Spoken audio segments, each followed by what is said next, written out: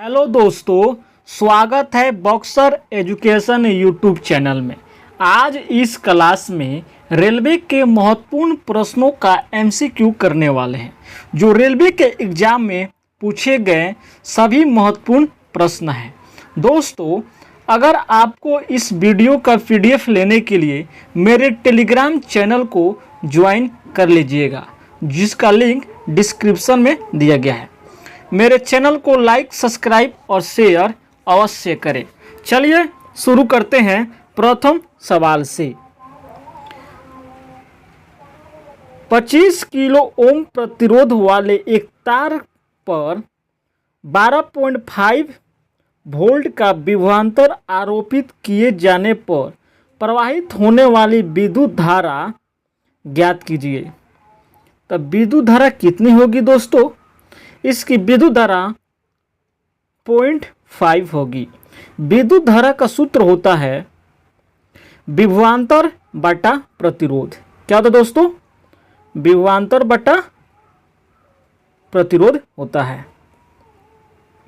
अगला प्रश्न, 15 ओम का प्रभावी प्रतिरोध प्राप्त करने के लिए 8 ओम और 20 ओम के दो प्रतिरोधी को समानांतर क्रम में जोड़ा गया है।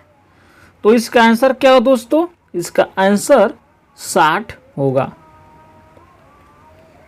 अगला प्रश्न, रोप प्रतिरोधता L लंबाई और A अनुप्रस्थ काट के क्षेत्रफल वाले धातु के एक तार जिसमें से 30 सेकंड में Q आवेश प्रवाहित होता है के विभवांतर भी के लिए निम्नलिखित में से कौन सा सूत्र सही है?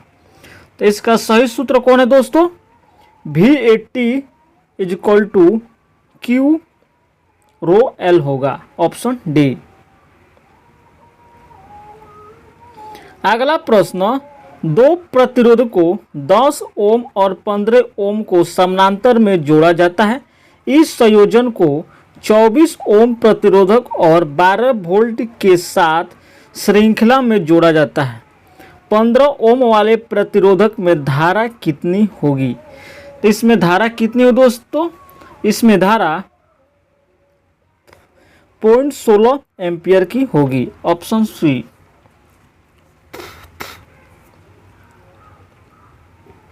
अगला प्रश्न, यदि हम किसी तार के लंबाई को दोगुना करते हैं तो इसका प्रतिरोध डैश गुना बढ़ जाएगा। तो इसका प्रतिरोध 2 गुना बढ़ जाएगा।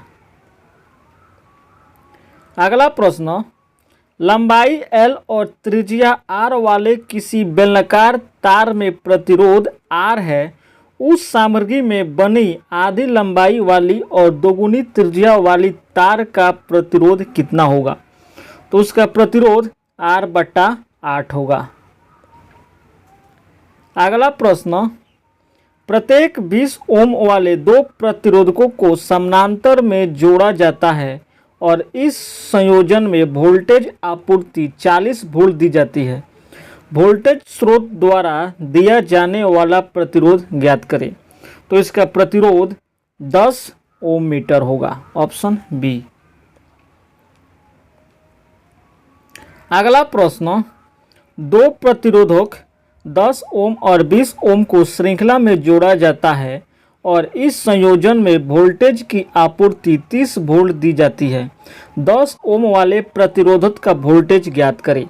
तो 10 ओम वाले प्रतिरोधक का वोल्टेज कितना हो दोस्तों? तो इसका वोल्टेज 10 वोल्ट होगा। अगला प्रश्न,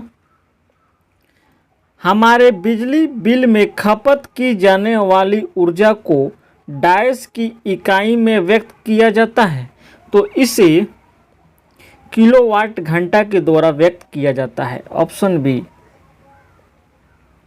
अगला प्रश्न, दो प्रतिरोध को 20 ओम और 30 ओम को समानांतर में जोड़ा जाता है। इस संयोजन को 8 प्रतिरोधक और 12 वोल्ट बैटरी के साथ श्रृंखला में जोड़ा जाता है। 20 ओम वाले प्रतिरोधक में कितनी धारा होगी? तो इसकी धारा 0.36 एम्पियर की होगी। अगला प्रश्न, न्यूनतम प्रतिरोधकता वाले सुचालक की पहचान करें। तो इसकी पहचान चांदी होगी, ऑप्शन ए। अगला प्रश्न, लंबाई L और त्रिज्या R वाले किसी बेलनाकार तार का प्रतिरोध R है, उसी सामग्री में बनी आधी लंबाई वाली और आधी त्रिज्या वाली किसी दूसरे तार का प्रतिरोध कितना होगा? तो दूसरे तार का प्रतिरोध 2R होगा। अगला प्रश्न, डैश यह बताता है कि किसी धातु के तार के माध्यम से प्रवाहित होने वाली विद्युत धारा इसका तापमान समान होने पर भी इसके छोरों पर संभावित अंतर भी के सीधे समानुपाती होता है। तो यह क्या बतलाता है दोस्तों? तो यह ओम का नियम बतलाता है, ऑप्शन डी। अगला प्रश्न, उच्चतम प्रतिरोधकता वाले सुचालक की पहचान करें। तो इसकी पहचान क्या है दोस्तों? पारा है। अगला प्रश्न, प्रत्येक 20 ओम वाले दो प्रतिरोधकों को समानांतर जोड़ा जाता है और इस संयोजन को 40 वोल्ट आपूर्ति जोड़ा जाता है। प्रत्येक प्रतिरोधक का वोल्टेज ज्ञात करें। तो इसका वोल्टेज 40 वोल्ट होगा।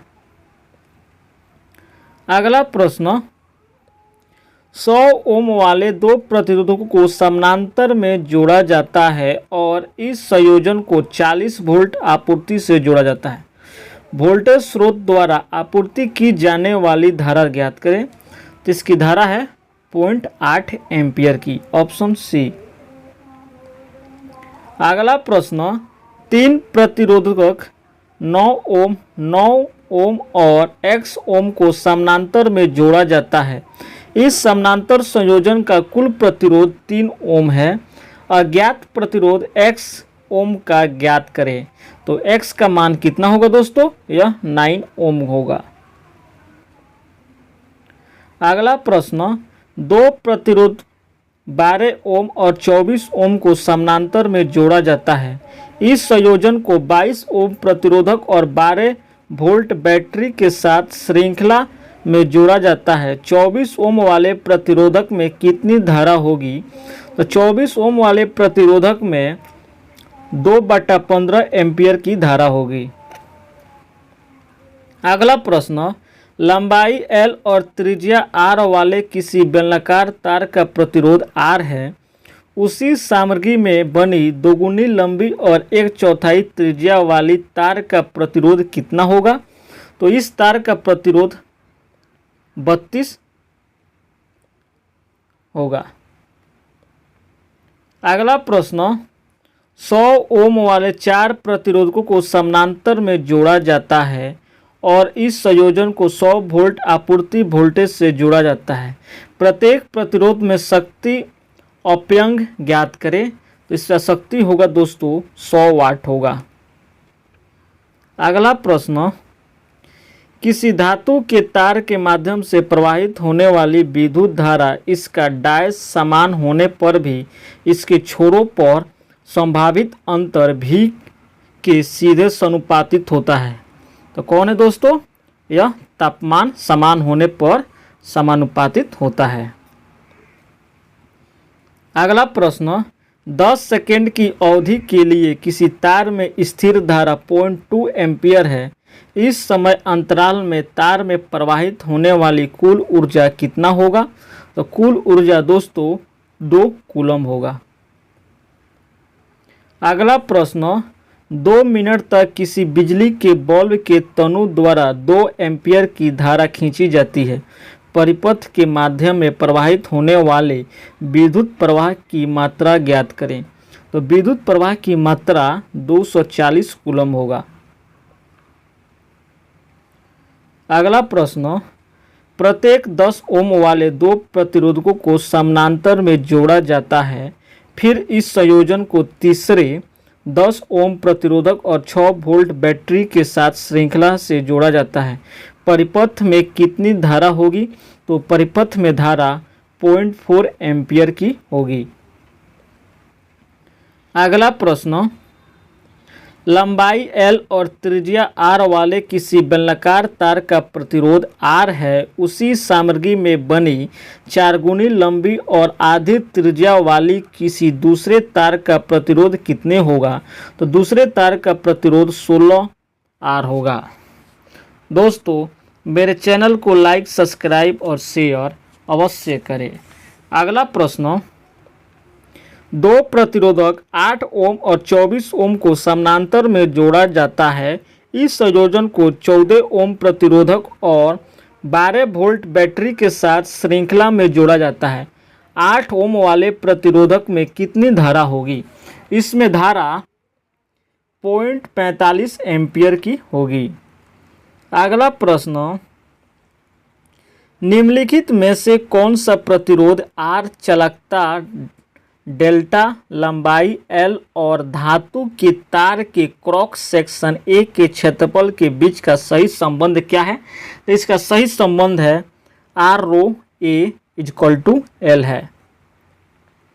अगला प्रश्न, 2.5 किलो ओम के प्रतिरोध पर विभवांतर ज्ञात कीजिए जिसमें 2 एम्पियर की विद्युत धारा प्रवाहित होती है। तो इसका विभवांतर कितना होगा?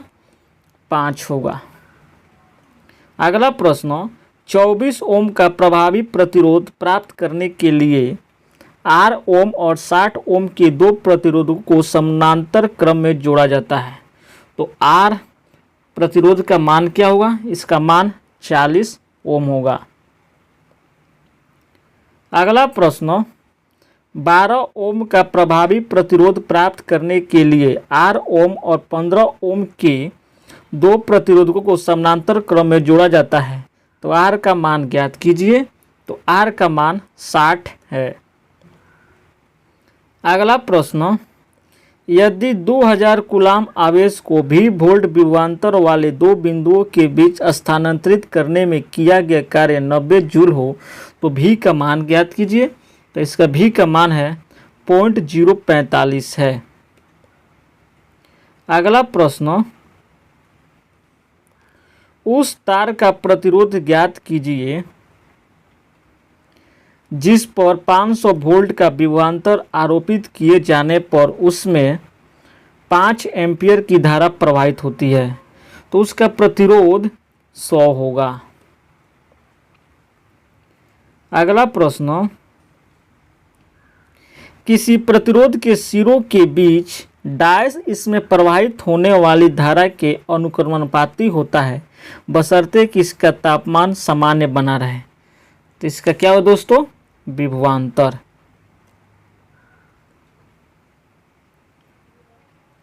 अगला प्रश्न, निम्नलिखित में से कौन सा शक्ति P और प्रतिरोधक R और T सेकेंड में एक तार से प्रवाहित आदेश Q के बीच सही संबंध को दर्शाता है?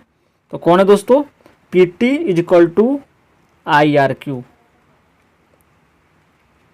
अगला प्रश्न, दो प्रतिरोधक 12 ओम और 24 ओम को समानांतर में जोड़ा जाता है। इस संयोजन को 22 ओम प्रतिरोधक वाले 12 वोल्ट बैटरी के साथ श्रृंखला में जोड़ा जाता है। 12 ओम वाले प्रतिरोधक में कितनी धारा होगी? तो इसकी धारा 4/15 एम्पियर की होगी। अगला प्रश्न, दो प्रतिरोधक 2 ओम और 6 ओम को श्रृंखला में जोड़ा जाता है और इस संयोजन को 12 वोल्ट की बैटरी से जोड़ा जाता है। बैटरी के द्वारा आपूर्ति की जाने वाली पावर ज्ञात करें। तो इसकी पावर कितनी होगी? 18 वाट की होगी। अगला प्रश्न, लंबाई L और त्रिज्या R वाले किसी बेलनाकार तार का प्रतिरोध R है, उसी सामग्री में बनी उसकी आधी लंबाई वाली और आधी त्रिज्या वाले तार का प्रतिरोध कितना होगा? तो उस तार का प्रतिरोध 2R होगा। अगला प्रश्न, दो प्रतिरोध 2 ओम और 6 ओम को श्रृंखला में जोड़ा जाता है और इस संयोजन को 12 वोल्ट में से जोड़ा जाता है। 6 ओम वाले प्रतिरोधक में धारा ज्ञात कीजिए। तो इसकी धारा 1.5 एम्पियर की होगी। अगला प्रश्न, लंबाई L और त्रिज्या R किसी बेलनाकार तार का प्रतिरोध R है, उसी सामग्री में बने 3 गुनी लंबी और 1/3 अधिक त्रिज्या वाले तार का प्रतिरोध कितना होगा? तो उस तार का प्रतिरोध 27R होगा। अनियमित प्रतिरोध के मापन के लिए निम्न में से किस परिपथ का उपयोग किया जाता है? तो इसमें व्हीटस्टोन ब्रिज का उपयोग किया जाता है। अगला प्रश्न, विभव स्थिरक के रूप में किस डायोड का उपयोग व्यापक के रूप में किया जाता है? तो व्यापक के रूप में जेनर डायोड का उपयोग किया जाता है। अगला प्रश्न, प्रकाश विद्युत धारा का अधिकतम मान कहलाता है? तो अधिकतम मान संतृप्त धारा कहलाता है। अगला प्रश्न, आवेशित वस्तु से अर्थ में आवेश के हस्तांतरण की प्रक्रिया क्या कहलाती है? तो यह प्रक्रिया अर्थिंग कहलाती है। अगला प्रश्न, श्रृंखला में 4 प्रतिरोध जिसमें से प्रत्येक 1/4 ओम का प्रयोग करते हुए अधिकतम कितना प्रतिरोध बनाया जा सकता है? तो अधिकतम प्रतिरोध 1 ओम बनाया जा सकता है। अगला प्रश्न, आधुनिक विद्युत जनरेटर डैश सिद्धांत पर कार्य करता है? तो विद्युत जनरेटर विद्युत चुंबकीय प्रेरण के सिद्धांत पर कार्य करता है। अगला प्रश्न, निम्नलिखित में से कौन सा विकल्प विद्युत धारा के तापन प्रभाव का उदाहरण नहीं है? तो कौन नहीं है? पंखे की कार्यशीलता। अगला प्रश्न, विद्युत धारा मापने के लिए प्रयुक्त होने वाले यंत्र को डायस कहा जाता है, जिसमें प्रयुक्त होने वाले यंत्र को आमीटर कहा जाता है। अगला प्रश्न, किसी परिपथ में विद्युत धारा के प्रवाह की दिशा को दर्शाने के लिए किस उपकरण का उपयोग किया जाता है? तो इसमें गैल्वेनोमीटर उपकरण का उपयोग किया जाता है। अगला प्रश्न, निम्नलिखित में से किस उपकरण का उपयोग प्रत्यावर्ती धारा को डिश धारा में परिवर्तित करने के लिए किया जाता है? तो इसमें डिस्टकारी धारा का उपयोग किया जाता है। अगला प्रश्न, निम्नलिखित में से कौन से विलयन में विद्युत का चालन नहीं होता है? तो विद्युत का चालन अल्कोहल और ग्लूकोज का नहीं होता है, ऑप्शन ए। अगला प्रश्न, किसी वस्तु पर विद्युत आवेश की उपस्थिति का पता लगाने के लिए किस उपकरण का उपयोग किया जाता है? तो इसमें इलेक्ट्रोस्कोप का उपयोग किया जाता है। अगला प्रश्न, इनमें से एक विद्युत रोधी नहीं है, तो कौन है दोस्तों जो विद्युत रोधी नहीं है? नाइक्रोम। अगला प्रश्न, निम्न में से कौन सा उपकरण परिपथ में विद्युत धारा मापता है? तो विद्युत धारा अमीटर मापता है। अगला प्रश्न, आवेश की एसआई इकाई क्या है? तो एसआई इकाई कूलम्ब है। अगला प्रश्न, एक घर में एक माह में 900 गुना 10⁻6 जूल ऊर्जा की खपत हुई है, इकाई में यह ऊर्जा कितनी है? इकाई में यह ऊर्जा 240 है। अगला प्रश्न, डायस परिपथ में विद्युत केवल एक पथ के माध्यम से प्रवाहित होती है, तो कौन है? श्रेणी है। अगला प्रश्न, ऐसे वायर जो घरों में बिजली संचारित करते हैं उसमें डायस की कोटिंग होती है, तो इसमें पॉलीविनाइल क्लोराइड की कोटिंग होती है। अगला प्रश्न, विद्युत प्रवाह के लिए पूर्ण पथ निम्न में से क्या है? तो क्या है दोस्तों? सेल है। अगला प्रश्न, प्रतिदिन 8 घंटे के लिए 100 वाट के इलेक्ट्रॉनिक लैंप का उपयोग किया जाता है। 3 दिनों में लैंप द्वारा खपत ऊर्जा की इकाई की गणना कीजिए। इसमें खपत ऊर्जा 2.4 यूनिट है। अगला प्रश्न, विद्युत चालकता के आधार पर निम्नलिखित विकल्पों में से विषम को चुनें। तो विषम कौन है दोस्तों? यह ग्रेफाइट है। अगला प्रश्न, इलेक्ट्रिक चार्ज बटा समय यह किसके बराबर होता है? यह इलेक्ट्रिक धारा के बराबर होता है।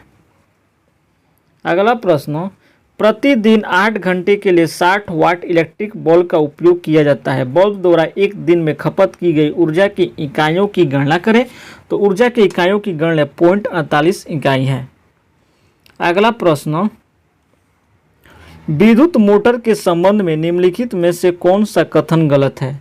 तो इसका कथन कौन है दोस्तों जो गलत है? वह है विद्युत मोटर केवल डिश धारा द्वारा संचालित होता है, ऑप्शन डी। अगला प्रश्न, जब मेंस से ली गई विद्युत धारा 20 एम्पीयर से अधिक हो तो अति तापन होकर आग लग जाती है, इसे क्या कहा जाता है? इसे अधिभारण कहा जाता है। अगला प्रश्न, यदि विद्युत आवेश और समय दिया गया है तो विद्युत प्रवाह का सूत्र क्या होगा? तो विद्युत प्रवाह का सूत्र Q/T होगा। अगला प्रश्न, तार का प्रतिरोध इसके विपरीत भिन्न होता है, ये किसके भिन्न होता है? अनुप्रस्थ काट का क्षेत्रफल के भिन्न होता है, ऑप्शन ए। अगला प्रश्न, किसी पदार्थ की प्रतिरोधकता के मान से इसकी चालकता निर्धारित होती है, निम्न प्रतिरोधकता वाली धातुएं डैश है, तो वह धातुएं कौन है दोस्तों? सुचालक की भांति व्यवहार करती है, ऑप्शन सी। अगला प्रश्न, धातु चालकों के संबंध में निम्न में से कौन सा विकल्प सही है? तो सही विकल्प कौन है दोस्तों? धातु चालकों में केवल इलेक्ट्रॉनों की गति होती है, ऑप्शन बी सत्य है। अगला प्रश्न, अनुगमन वेग क्या है? तो अनुगमन वेग चालक में इलेक्ट्रॉन लगातार औसत गति के साथ चलते हैं, ऑप्शन सी। अगला प्रश्न, जनित्र के संबंध में निम्न में से कौन सा कथन सत्य है? तो इसमें सत्य कथन कौन है? यह यांत्रिक ऊर्जा को विद्युत ऊर्जा में परिवर्तित करता है, ऑप्शन डी। साइक्लो कन्वर्टर क्या है? तो साइक्लो कन्वर्टर एक स्थिर एसी को चर परिमाण वाले एसी में बदलता है, ऑप्शन सी। अगला प्रश्न, निम्न में से डैश अदिश राशि नहीं है, तो अदिश राशि कौन है दोस्तों? बल है। अगला प्रश्न, CRO डिस्प्ले करता है, तो CRO डिस्प्ले DC तथा AC दोनों संकेतों को करता है, ऑप्शन सी। अगला प्रश्न, P प्रकार के अर्धचालक प्राप्त करने के लिए अतःभूति अर्धचालक सिलिकॉन को किससे डोपा जाता है? तो यह बोरॉन के द्वारा डोपा जाता है। 30 सेंटीमीटर अक्षीय लंबाई की एक संचालक में 100 एम्पीयर की धारा प्रवाहित हो रही है। यह 0.4 टेस्ला से प्रबलित किसी चुंबकीय क्षेत्र के लंबवत खड़ा है। इस चालक पर कितना बल लगेगा? तो इस चालक पर 12 न्यूटन का बल लगेगा। अगला प्रश्न, किसी प्रतिरोधक में शक्ति क्षति को व्यक्त किया जाता है, तो शक्ति क्षति को P/V² द्वारा व्यक्त करते हैं। अगला प्रश्न, चल कुंडली एवं चल लौ प्रकार के उपकरणों की पहचान की जाती है, तो यह स्केल के द्वारा की जाती है। अगला प्रश्न, डीसी मोटर के लिए हॉपिकिसन की परीक्षण की जाती है, तो यह पूर्ण बोझ पर की जाती है। अगला प्रश्न, गर्म तार उपकरण पढ़ता है, तो गर्म तार उपकरण RMS मान पर पढ़ता है। अगला प्रश्न, एक बंद विद्युत परिपथ में वोल्टेज एवं डिश धारा का अनुपात क्या होता है? यह स्थिर रहता है, ऑप्शन ए। अगला प्रश्न, एमीटर क्या है दोस्तों? एमीटर उपरोक्त में से सभी है। अगला प्रश्न, एक ताप युग्म में ताप वैद्युत वाहक बल उत्पादित होगा जब इसके दोनों जंक्शन भिन्न भिन्न तापमान पर होते हैं, ऑप्शन डी। अगला प्रश्न, एक सामान्य ट्रांसफर डैश पर कार्य करता है, तो ट्रांसफर प्रत्यावर्ती धारा अर्थात AC पर कार्य करता है। अगला प्रश्न, डिश धारा अर्थात DC विद्युत मोटरों में कार्बन बुशों का उपयोग किया जाता है, तो क्या है दोस्तों? दिशा परिवर्तन के दौरान उत्पन्न होने वाले चिंगारियों को रोकने के लिए, ऑप्शन ए। अगला प्रश्न, डिश धारा श्रेणी वाली मोटरों को सर्वाधिक उपयोगी समझा जाता है क्योंकि खींचने के अनुप्रयोग में, ऑप्शन सी। अगला प्रश्न, धारित्र में विद्युत प्रवेश क्या है? तो यह ए और बी दोनों है, ऑप्शन सी। अगला प्रश्न, जनित्र द्वारा जनित विद्युत वाहक बल की आवृत्ति इसके डैश पर निर्भर करती है? तो यह ए और बी दोनों पर निर्भर करती है, अर्थात गति और ध्रुवों की संख्या पर निर्भर करती है। अगला प्रश्न, भारत में विद्युत घरेलू आपूर्ति 220 वोल्ट एसी और 220 वोल्ट डैश की वोल्टता किसका सूचक है? तो यह वर्ग माध्य मूल्य मान के सूचक है, ऑप्शन ए। अगला प्रश्न, एक एसी परिपथ में धारा और वोल्टता के बीच π/2 का काला अंतर है। जब धारा अपनी उच्चता पर हो तो वोल्टता शून्य होती है। तो परिपथ क्या है दोस्तों? तो परिपथ है कहा नहीं जा सकता है, ऑप्शन डी। अगला प्रश्न, एक अज्ञात डीसी वोल्टता को मापा जाना है। आप मल्टीमीटर में कौन से मापन दायरे को पहल चुनेंगे? तो यह है 500 वोल्ट। अगला प्रश्न, एक धारामापी को एक वोल्टा मापी में डैश द्वारा परिवर्तित किया जाता है। तो यह किसके द्वारा परिवर्तित किया जाता है? गैल्वेनोमीटर से श्रेणी में उच्च प्रतिरोधकता जोड़ने द्वारा परिवर्तित करते हैं, ऑप्शन ए। अगला प्रश्न, बेल्डन परिणामित का निर्गमन उसके निवेश की तुलना में है। तो क्या है दोस्तों? निम्न वोल्टेज उच्च प्रवाह विद्युत की तुलना में है, ऑप्शन सी। अगला प्रश्न, उपकरण संबंध डैश के विरुद्ध सुरक्षा देता है। तो यह विद्युत आघात के विरुद्ध सुरक्षा देता है।